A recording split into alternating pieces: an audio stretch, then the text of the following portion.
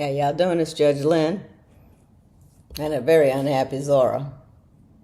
I've been trying to be a little more strict about playing ball so they won't bother me as much. And Zora's just displeased. Look. Now, when you going to show my what? Oh, I don't want to show you my floor. That's too much stuff.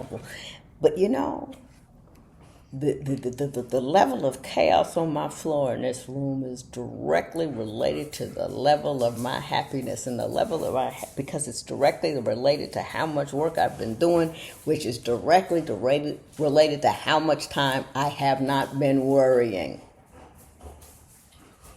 Do you see that correlation?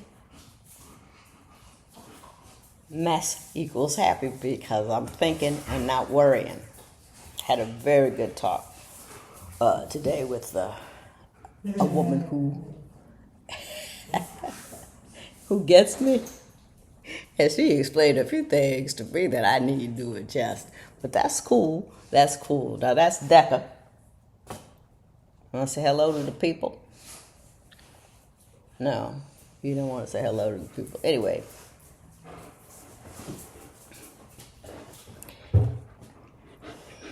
You know how I'm always saying, don't match energy? I don't like the match. Well, I take that back. I ain't telling you what to do. I'm telling you what I do. I don't match energy because I do not like to allow other people to dictate how I feel. If you going crazy over there and then I join you at the same height and level, my blood pressure's up, all of that shit. I don't have enough. I need all the health I can get. You know what I mean? So I'm not handing over my limbic system, my nervous system to anybody else by matching energy. You won't come all in hot. What would make me happy is I could bring you in to cool. Even if you can't get you cool, I could get you tepid. Tepid, the word for the day, just slightly wrong. You know? Tepid. Somebody's calling me. That's never a good thing. But anyway, I don't know why it's coming through on funny. Anyway, so that's my thing.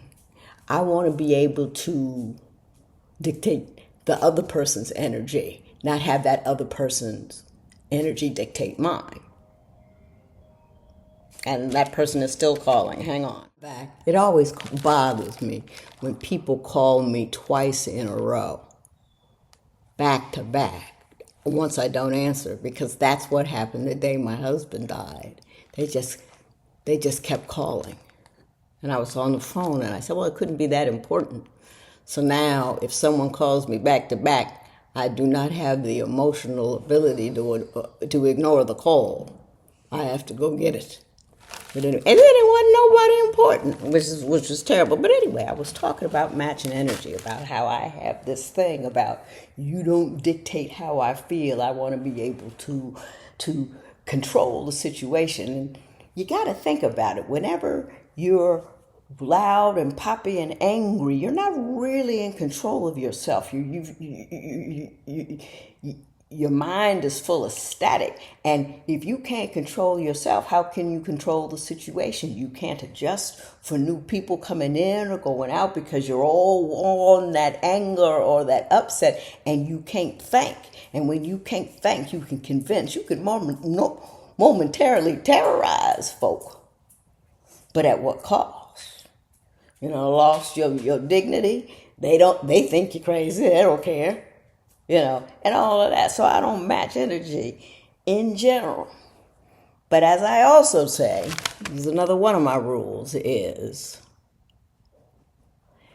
never only go steady with your ideas. Never marry them.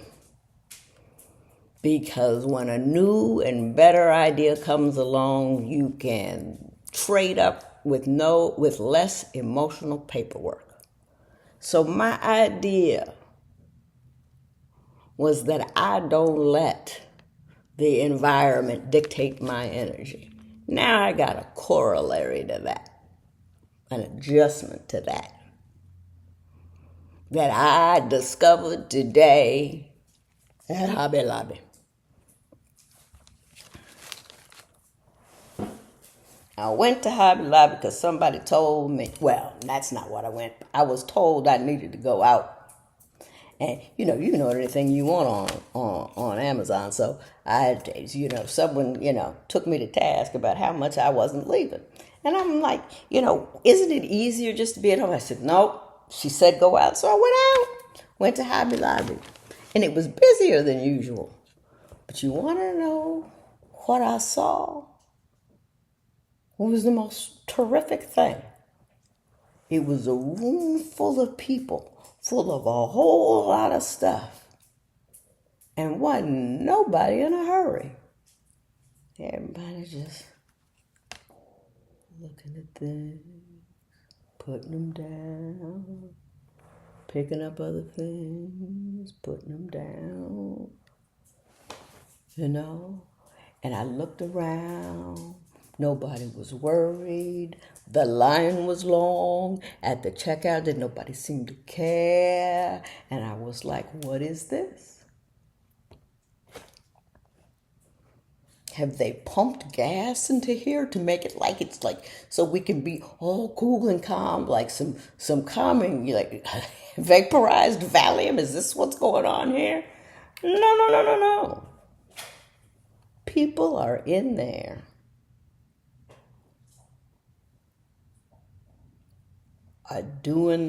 Are living life. I get through life. I tend not to live it. Because I'm usually rushing into Hobby Lobby. And you can't do that in Hobby Lobby because Hobby Lobby got too many things that are this big that you got to pick up and look at. And they got something over here, and they got something over there. And everybody was at a pace that I found initially distressful. But then I thought to myself, I'm in here buying stuff I don't need. But it's also cheap. It's very nice. And the people in Hobby Lobby have a life where I have this joy and I'm in this place. And so what I decided to do was when I enter Hobby Lobby, I'm going to adopt a Hobby Lobby state of mind. I'm going to be just like the mother women and dudes in there. I tried drizzle paint. Ooh, boy, that didn't work out. But anyway, I'm going to be doing upholstery and all this. But I'm just saying. So, the correlation to the rule is I don't match energy is I determine I steal good energy. You know what I mean? I go in a place and I look at and I'm going to look at the energy and I'm going to see, is this helpful to me? Will this make me feel better? If everybody's got this certain cool, and cool is my goal, but it's not my natural state of being, sometimes the seeing and the doing precedes the believing. You gotta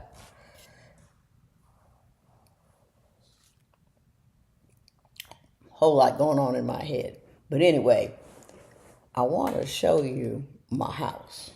Now, before they do that, I'm going to turn on all the lights. And I was talking to somebody, and I really thought, and someone did say that, you should get out of the dollhouse and get a real life. Well, this is part of my real life. I enjoy this. Everybody has a 9 to 5. This is my 9 to 5. There's nothing wrong with it. And I am going out more. Oh, let me tell you. I went out to see my investment advisor Now, my investment and I, advisor and I are buddies. We just cool. I remember one time we went to this restaurant for lunch around 11, about 2:30. Lady said, "Would you guys like something to go?" Because we just got into it. And a lot of our beliefs are very different, but we enjoy each other and we enjoy learning and talking. But anyway, I was over there with him and he's doing a symposium, the high finance kind of stuff, and he wanted me to come. And I used to go with that. I used to go with Big E. Big E used to love it. Every time he had one of the, we're going, and I would go with Big E, and Big E would get a kick. He would talk to everybody. I'd just be sitting there like an idiot, and so I agreed to go.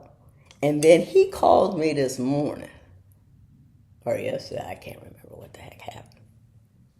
I think I went to lunch the other day, and he called me yesterday morning and says, "Now, I want to know that you're coming." And I said, "Yeah, no, I'm coming. And then he said, I remember one time after Eric died, I go coffee with him regularly, and he was just trying to, keep the boat afloat. And I remember one time I was drinking coffee. I missed my mouth, and I poured it on myself. He was already cooled down a bit, so it wasn't a problem. And he goes, "Oh, my, do you want to get it? Here, let me get you some napkins." And I said, "I don't care." And I sat there with this big coffee stain. And, and he was just, like, what is wrong with her? And he told me one day, he says, "You're disengaged, and I'm trying to get you to re-engage." And I thought I was fine, but I wasn't. I was not hysterical, and I thought not hysterical is as good as it gets, or I don't know what I thought. But anyway, but I was a bum, and I walk around, I lost 20 pounds, so nothing fit. I had on shoes, they were untied, and I said, "Yeah, I walk around with my shoes untied all the time." The shirt didn't fit, it was old. So he said to me, he says, one of his, the young lady who's some kind of assistant, he's not a secretary, she's an assistant. It's all numbers, so it's all Greek to me. And she says, and she's sharp. I exclaim it, and she don't have much, it's not super sexy. It's just, and it's not a whole bunch of stuff. It's just one or two pieces with one thing that just looks good. And he said, "Hey, why don't you and Korea go shopping? Because this is a nice symposium." I think he was a little worried about how jacked up I would look when I got there, honestly. And I can't blame him. But I went in my closet today. I tried on 4 outfits that I think that are reasonable. They're good. So he should be good with it. But it was funny that he was so concerned. But anyway, I want to show you what's up at the crib. I think I'm the only one who does photo booth anymore. It's like the oldest thing in the world. I'm the oldest thing in the world, to tell you the truth. No, I'm not. I see, that was just a silly thing to say. I got one more light to turn on. It's giving me the business. I'm sorry, this is so unprofessional. It's funny. Everybody's getting all high-techy. Their thumbnails are looking really great with this AI. And I continue to lumber along. I'm just incompetent. Well, that's it. I'm incompetent. I can't turn the light on. There you go. Good Lord of mercy.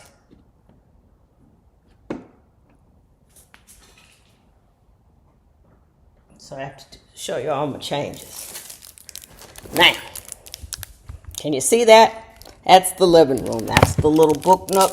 I ain't got no books over there yet, but they're coming. I got a mirror they're going to put up here so you can check yourself out before you leave.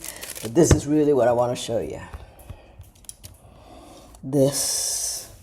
Now you can look in through the window. Can you see? This is my laundry room.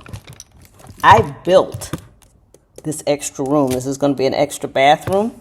Built that structure, and then I put together my little laundry equipment from a laser kit, stuck a light up there. Then I created what I've always wanted to work with laundry. I'm going to put the laundry hamper in there. Can you see that? And I'm going to have, so I can stack up stuff over here to put away. And then I'm going to put a pole over here with hangers so I can hang stuff right in there and just take them back to my room like that. That kind of description of laundry would think I would be a decent housewife, but I am not. Hopefully I was a decent judge and wife and mother. After that, it don't matter. If you have a question, someone asked me a question, and I don't know if it was for real or not. I'm gonna answer it, but I'm not gonna get too close to it because it was a question about the remains from her mother, and her mother had cancer and died, and she has a second husband, and the daughter had her ashes and said how she got them I don't know, but maybe that was just the arrangement. But the second husband whom she was married to when she was alive said, could I have some? And she said no, because she didn't want her to disturb her mother's body because it was disturbed so much by the cancer. And I didn't understand that. You cremated her. Her body's not there anymore. All of her is not there anymore. They don't get it all up. And why would you deny him that? What do you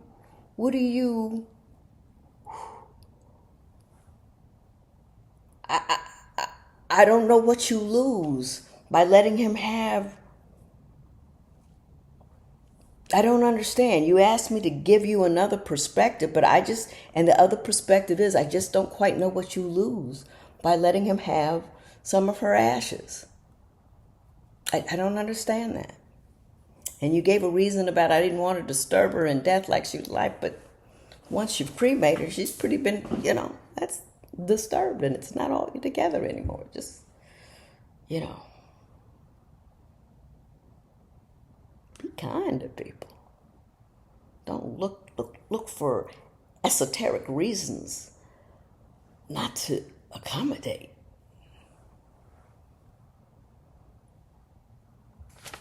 But anyway, y'all have a good day.